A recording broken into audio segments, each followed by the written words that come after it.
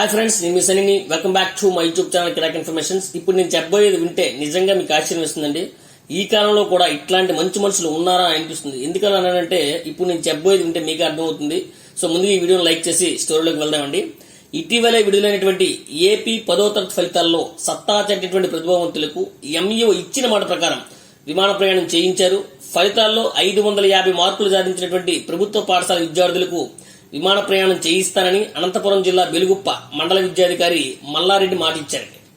ఆ మేరకు ఆయన ఇచ్చిన మాట నిలబెట్టుకున్నారు. ఇటీవల ప్రకటించినటువంటి 10 ఫలితాల్లో మండలంలోని ప్రభుత్వ పాఠశాలకు చెందినటువంటి ఇందు, లావణ్య, ఈశ్వరి, అర్చన, మధుశ్రీ అనే విద్యార్థులు 550 పైగా మార్కులు సాధించారు.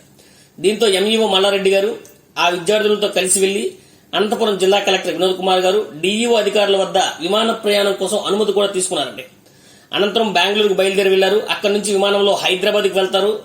అక్కడ పర్యాటక ప్రదేశాలను విద్యార్థులకు చూపించి తీసుకొస్తానని, అందుకు అయ్యే ఖర్చు తానే భరిస్తానని ఎంఈఓ గారు తెలిపారు.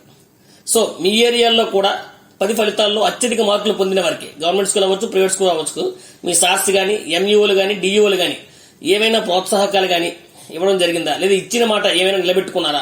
ఒకవేళ అవేమైనా జరిగితే మీరు మా కామెంట్ సెక్షన్ లో కామెంట్ చేయండి.